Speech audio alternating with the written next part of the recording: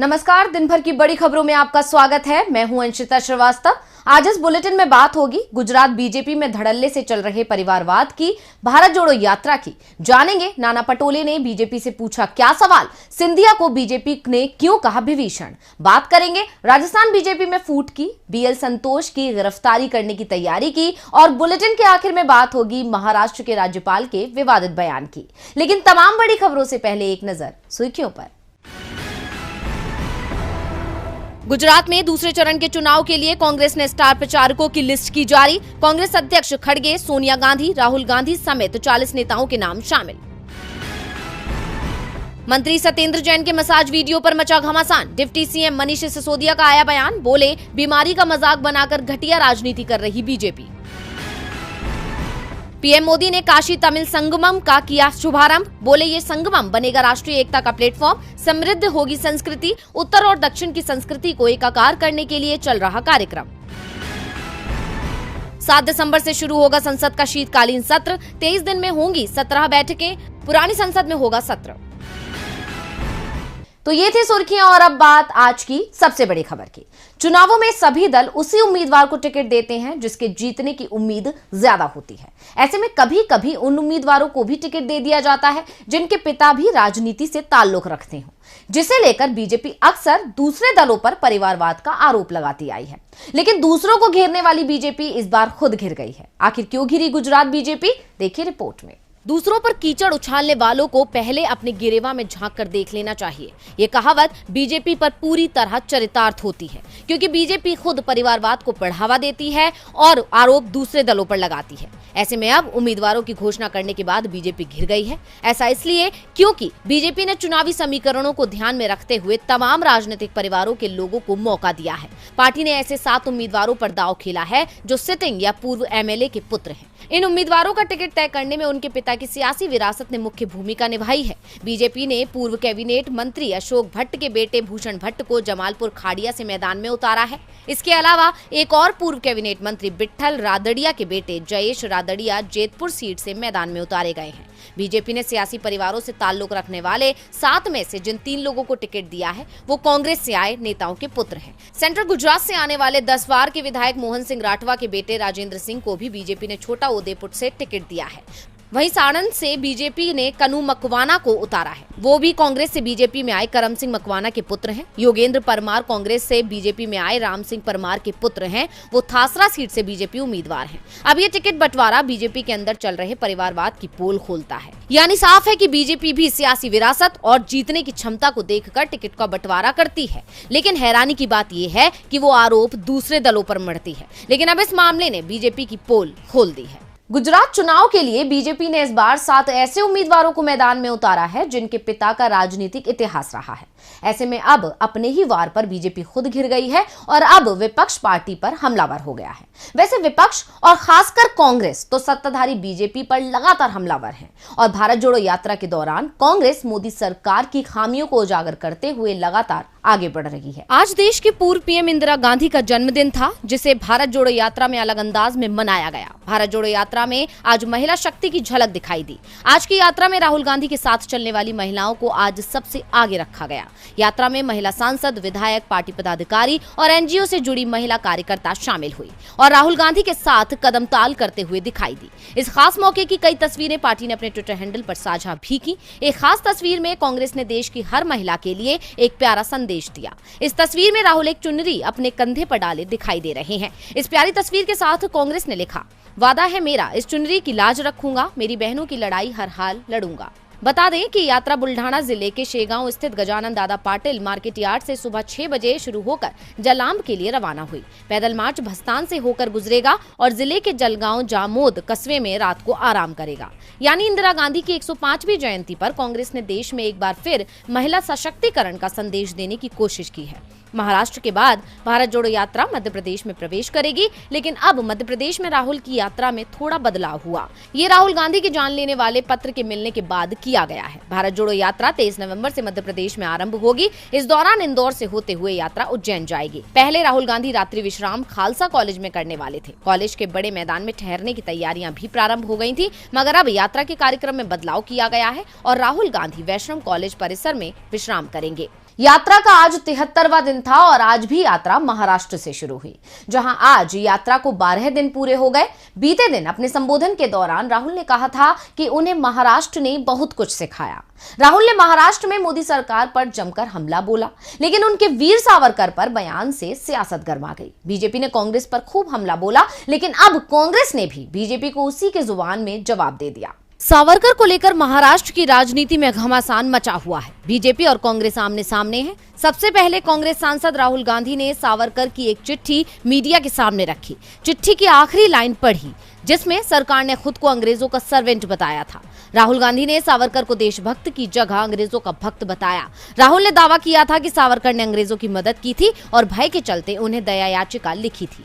इसे लेकर कांग्रेस की सहयोगी शिवसेना का उद्धव गुट भी परेशानी में दिखा। बीजेपी ने तो जैसे राहुल के बयान पर हमला ही बोल दिया। डिप्टी सीएम देवेंद्र फडणवीस ने सावरकर को महाराष्ट्र का सम्मान और देशभक्त बताया। फडणवीस के बयान पर आज प्रदेश कांग्रेस अध्यक्ष नाना पटोले ने उल्टा सवाल दाग दिया। नाना पटोले ने कहा कि जो लोग वीडी सावरकर पर टिप्पणी के लिए राहुल गांधी की आलोचना कर रहे हैं, उन्हें पहले ये बताना चाहिए कि हिंदुत्व विचारक को अंग्रेजों से 60 रुपए की पेंशन क्यों मिलती थी। पटोले ने कहा कि अंग्रेजों ने किसी भी देशभक्त को पेंशन नहीं दी, सिर्फ उन्हें ही पेंशन मिलती थी जो अंग्रेजों के लिए काम करते थे। कांग्रेस इस मुद्दे पर वैचारिक चर्चा को तैयार है। कांग्रेस की यात्रा लोगों को एकजुट करने के लिए है। पटोले ने कहा कि भारत जोड़ो यात्रा को महाराष्ट्र में जबरदस्त समर्थन मिल रहा है, जिसका असर पूरे प्रदेश में दिखाई दे रहा है। कांग्रेस में नई ऊर्जा का संचार हुआ है। कांग्रेस अहिंसा में विश्वास करती है। पटोले ने एक बार फिर सावरकर के मुद्दे पर बीजेपी को घेर लिया है। कांग्रेस नेता नाना पटोले ने डिप्टी सीएम फडणवीस को खूब खरी खोटी सुनाई और उनसे सवाल भी किया। यानी महाराष्ट्र में विवाद गहरा गया है। फिलहाल विवाद तो मध्य प्रदेश में भी छिड़ गया है, और वो भी बीजेपी प्रदेश प्रभारी मुरलीधर राव के एक बयान के चलते। दरअसल उन्होंने सिंधिया और उनके समर्थकों को लेकर कुछ ऐसा कह दिया जिस पर घमासान होना तय है। ज्योतिरादित्य सिंधिया बीजेपी में हैं। उनके समर्थक दावा कर रहे थे कि कांग्रेस में सिंधिया सीएम नहीं बन पाए, लेकिन बीजेपी जरूर उन्हें सीएम बना देगी। सिंधिया की बगावत का इनाम बीजेपी में मिलेगा, लेकिन सिंधिया के लिए बीजेपी में सीएम पद तो दूर, सम्मान भी मिलता नहीं दिख रहा है। संकेत इस बात के मिल रहे हैं कि शिवराज सिंह चौहान गुजरात चुनाव के बाद मंत्रिमंडल विस्तार करेंगे और जो सिंधिया समर्थक मंत्री उनकी सरकार में, उनमें से ज्यादातर की छुट्टी करेंगे। बीजेपी हाईकमान ने 2023 का विधानसभा चुनाव भी शिवराज के नाम पर लड़ने के संकेत दे दिए हैं और बात सिंधिया के सम्मान की है, तो इसे लेकर बीजेपी प्रदेश प्रभारी मुरलीधर राव ने जो बयान दिया, उससे सिंधिया समर्थक गुस्से में दिखाई दे रहे हैं। मुरलीधर राव का एक वीडियो वायरल हो रहा है, जिसमें वो सिंधिया को विभीषण कह रहे हैं। बीजेपी प्रदेश प्रभारी एक दिन के दौरे पर गुना पहुंचे थे। कांग्रेस सांसद दिग्विजय सिंह की गृहनगर राधोगढ़ का दौरा भी उन्होंने किया। राधोगढ़ में कार्यकर्ताओं को संबोधित करते हुए मुरलीधर राव ने सिंधिया और उनके समर्थकों को विभीषण कह दिया। मुरलीधर राव ने कहा कि कांग्रेस में जितने विभीषण थे सब अब हमारे साथ आ गए, अब वहां कोई विभीषण नहीं बचा है। गुना संसदीय सीट से ज्योतिरादित्य सिंधिया 4 बार सांसद रह चुके हैं। चारों बार वो कांग्रेस के टिकट पर ही चुनाव जीते थे। गुना उनका क्षेत्र है। ऐसे में मंच पर सिंधिया समर्थक मंत्री भी मौजूद थे। मुरलीधर राव ने जब ये बयान दिया तो बीजेपी कार्यकर्ताओं ने जमकर तालियां बजाई। महेंद्र सिंह सिसोदिया, प्रद्युम्न सिंह तोमर जैसे मंत्री भी ठहाके लगाते नजर आए। वैसे ये दोनों ही सिंधिया समर्थक माने जाते हैं, जो खुद को विभीषण बताए जाने पर हंस रहे थे। मुरलीधर राव का वीडियो अब सोशल मीडिया पर वायरल हो रहा है। कांग्रेस इसे लेकर सिंधिया पर निशाना साध रही है, पूछ रही है कि हमारे यहाँ तो आप महाराज थे, कांग्रेस में पहुंचते ही विभीषण बन गए। विभीषण तो फिर भी राजा बन गया था, आपको तो वो भी नहीं मिला। बीजेपी में और कितना अपमान कराएंगे। प्रदेश प्रभारी ने नाम तो नहीं लिया, लेकिन उनका इशारा सिंधिया और उनके समर्थकों पर ही था। ऐसे में दावा किया जा रहा है कि मध्य प्रदेश बीजेपी में सब कुछ ठीक नहीं चल रहा है। ऐसा ही कुछ हाल इस समय राजस्थान बीजेपी का भी है, जहां अगले साल मध्य प्रदेश के साथ ही विधानसभा चुनाव होने हैं और एक बार फिर सीएम फेस को लेकर लड़ाई छिड़ गई है। राजस्थान बीजेपी के नेता आपस में भिड़े हुए हैं। सीएम पद की उम्मीदवारी को लेकर पार्टी में मतभेद बढ़ता जा रहा है। वसुंधरा राजे सिंधिया इस दौड़ में खुद को आगे मान रही हैं, तो बीजेपी में वसुंधरा विरोधी गुट उनका रास्ता रोक रहा है। केंद्रीय मंत्री अर्जुन मेघवाल ने तो मंच से वसुंधरा को डूबता सूरज ही बता दिया। मेघवाल का बयान इस समय सुर्खियां बना हुआ है। मेघवाल ने प्रदेश बीजेपी अध्यक्ष सतीश पूनिया को उगता सूरज बताते हुए कहा था कि हमारे यहाँ उगले सूरज की पूजा की जाती है, इसलिए डूबता सूरज देखना बंद करो, उगते सूरज की ओर देखना शुरू करो, उसे ही पानी चढ़ाओ। मेघवाल के बयान से वसुंधरा समर्थकों का पारा चढ़ा हुआ है। दरअसल मेघवाल ने नाम लिए बिना ही सीधे सीधे वसुंधरा को डूबता सूरज बता दिया और दावा कर दिया कि प्रदेश में चुनाव वसुंधरा के नेतृत्व में नहीं लड़ा जाएगा। मेघवाल के बयान पर राजस्थान में हलचल तेज हो गई है। वसुंधरा समर्थक विधायकों में नाराजगी दिखाई दे रही है, लेकिन सीधे टकराव से बचने की कोशिश हो रही है। इसलिए नाम ना बताने की शर्त पर वसुंधरा समर्थक विधायक ने कहा कि वसुंधरा राजे की बदौलत ही अर्जुन राम मेघवाल राजनीति में है। वसुंधरा के सहयोग से ही वो पहली बार चुनाव जीतकर सांसद बने। अर्जुन मेघवाल को अपना अतीत याद रखना चाहिए। अभी वसुंधरा राजे सिंधिया राजस्थान बीजेपी में सबसे लोकप्रिय नेता हैं। बीजेपी को चुनाव जीतना है तो वसुंधरा को ही सीएम फेस बनाकर चुनाव लड़ना होगा, नहीं तो अशोक गहलोत के नेतृत्व वाली कांग्रेस को बीजेपी चुनौती नहीं दे पाएगी। पार्टी नेताओं को वसुंधरा के खिलाफ कुछ भी बोलने से पहले सोच विचार करना चाहिए। दरअसल केंद्रीय मंत्री अर्जुन मेघवाल और वसुंधरा के बीच पिछले कुछ समय से दूरियां देखी जा रही हैं। वसुंधरा ने हाल ही में मेघवाल के संसदीय क्षेत्र बीकानेर का दौरा किया था। वसुंधरा के दौरे में मेघवाल समर्थकों ने पूरी तरह से दूरी बना ली थी। मेघवाल के बेटे ने तो सोशल मीडिया पर वसुंधरा के दौरे का विरोध तक किया था। राजस्थान बीजेपी में छिड़ी बगावत के चलते पार्टी अपनों के ही निशाने पर आ गई है और एक दूसरे पर आरोपों की बौछार कर रही है। वैसे आरोप तो इस समय तेलंगाना बीजेपी पर लगाए जा रहे हैं, वो भी खरीद फरोख्त के, और ये आरोप लगाए गए हैं टीआरएस की तरफ से। और अब मामला इतना बढ़ गया है कि एसआईटी ने बीजेपी महासचिव को समन भेज दिया है।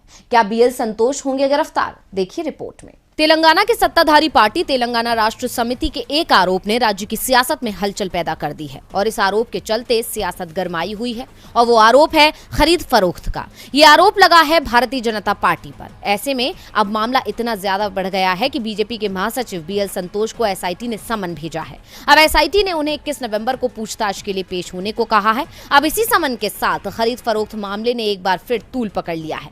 वहीं बताया जा रहा है कि अगर बीएल संतोष एसआईटी का आदेश नहीं मानते हैं और पेश नहीं होते हैं तो एसआईटी उनकी गिरफ्तारी भी कर सकती है। बता दें कि इस मामले की शुरुआत तेलंगाना में सत्ताधारी टीआरएस के विधायकों में से एक पी रोहित रेड्डी की तरफ से बीजेपी नेताओं पर खरीद फरोख्त का आरोप लगाने के बाद हुई। इतना ही नहीं, आरोपियों के खिलाफ मामला दर्ज कराया गया। रेड्डी की शिकायत के आधार पर 26 अक्टूबर की रात रामचंद्र भारती उर्फ सतीश शर्मा, नंद कुमार और सिम्हाजी स्वामी के खिलाफ आपराधिक साजिश, रिश्वत की पेशकश और भ्रष्टाचार निवारण अधिनियम 1988 के प्रावधानों के तहत मामले दर्ज किए गए। रोहित रेड्डी के मुताबिक आरोपियों ने उन्हें 100 करोड़ रुपए की पेशकश की। इसके बदले में उनसे शर्त रखी गई कि उन्हें टीआरएस छोड़कर भाजपा में शामिल होना पड़ेगा। हालांकि अब मामला बढ़ चुका है और शिकायत के आधार पर जांच जारी है। तेलंगाना पुलिस लगातार इस मामले में छापेमारी कर रही है। अब तक 4 राज्यों की 7 लोकेशन से 3 लोगों को गिरफ्तार भी किया जा चुका है। वहीं समन जारी होने के बाद भाजपा नेता बीएल संतोष भी अंतरिम जमानत के लिए हाईकोर्ट में याचिका दायर करने की तैयारी में है। वहीं दूसरे राज्यों में बीजेपी का जो रिकॉर्ड रहा है उसके मुताबिक पार्टी खरीद फरोख्त के सहारे तोड़फोड़ करने में माहिर है। ऐसे में पार्टी पर शक होना लाजमी है। और बुलेटिन के आखिर में बात होगी महाराष्ट्र के राज्यपाल के विवादित बयान की। महाराष्ट्र के राज्यपाल भगत सिंह कोश्यारी एक बार फिर विवाद में फंस गए हैं और विवाद शुरू हुआ है शिवाजी महाराज पर दिए गए उनके बयान से। शिवसेना के उद्धव गुट से लेकर संभाजी ब्रिगेड ने इसे लेकर कोश्यारी पर सवाल खड़े किए हैं। वैसे कोश्यारी पहली बार शिवाजी पर नहीं बोले हैं, वो पहले भी शिवाजी पर विवादित बयान देकर घिर चुके हैं। महाराष्ट्र के राज्यपाल भगत सिंह कोश्यारी शिवाजी पर दिए गए बयान को लेकर एक बार फिर विवादों में घिर गए हैं। कुछ समय पहले महाराष्ट्र के राज्यपाल भगत सिंह कोश्यारी ने दावा किया था कि अगर गुरु समर्थ रामदास स्वामी नहीं होते तो आज छत्रपति शिवाजी को कौन पूछता। लेकिन जब इस बयान पर विरोधियों के साथ अपनों ने कोश्यारी को घेर लिया तो उन्हें कुछ ही देर में सफाई देनी पड़ी कि उनकी जानकारी गलत थी। उन्होंने अपनी जानकारी के अनुसार बोला था। अब वो अपनी बात में सुधार करना चाहते हैं। कोश्यारी ने जल्दी ही सफाई दे दी, इसलिए मामले ने तूल नहीं पकड़ा। लेकिन अब एक बार फिर कोश्यारी ने शिवाजी महाराज को लेकर विवादित बयान दिया है, जिस पर विपक्ष नाराज दिखाई दे रहा है तो बीजेपी नेता भी कन्नी काटते दिख रहे हैं। राज्य के मराठावाड़ा विश्वविद्यालय के समारोह में पहुंचे भगत सिंह कोश्यारी ने कहा कि जब हम स्कूल में पढ़ते थे तो हमारे शिक्षक हमसे पूछते थे कि आपके पसंदीदा नेता कौन है। कोई फिर जिसे सुभाष चंद्र बोस पसंद थे, जो नेहरू को पसंद करते थे, जो महात्मा गांधी को पसंद करते थे, वो उन लोगों का नाम लेते थे। इसके आगे कोश्यारी ने कहा कि मुझे लगता है कि कोई आपसे पूछे कि आपके पसंदीदा हीरो या आदर्श कौन है तो इसके लिए आपको कहीं बाहर जाने की जरूरत नहीं है, ये आपको यहीं महाराष्ट्र में ही मिल जाएंगे। शिवाजी तो पुराने समय के आदर्श हैं, आज के आदर्श तो डॉक्टर अंबेडकर से लेकर नितिन गडकरी तक सब यहाँ हैं। महाराष्ट्र को नितिन गडकरी को अपना नया हीरा मान लेना चाहिए। भगत सिंह कोश्यारी ने शिवाजी को पुराना आदर्श और नितिन गडकरी को आज का आदर्श पुरुष कहा तो उनके बयान पर बवाल मच गया। विपक्ष कोश्यारी पर निशाना साध रहा है। शिवसेना उद्धव गुट के प्रवक्ता आनंद दुबे ने कहा कि राज्यपाल ने हमेशा महापुरुषों को अपमानित करने का काम किया है, इन्हें तत्काल महाराष्ट्र के बाहर भेज देना चाहिए। छत्रपति शिवाजी महाराज महाराष्ट्र के न सिर्फ आराध्य देव हैं बल्कि हम सबके प्रेरणा स्रोत हैं। वो हमेशा हम सबके हीरो रहेंगे। दुबे ने कहा कि भगत सिंह कोश्यारी की मान लें तो भगवान राम और भगवान कृष्ण भी पुराने हो गए हैं, तो क्या हम नए भगवान को चुन लें। संभाजी ब्रिगेड ने भी राज्यपाल के बयान की निंदा की है। शिवानंद भानुसे ने कहा कि शिवाजी महाराज विश्व स्तर पर अनुकरणीय नेता रहे हैं।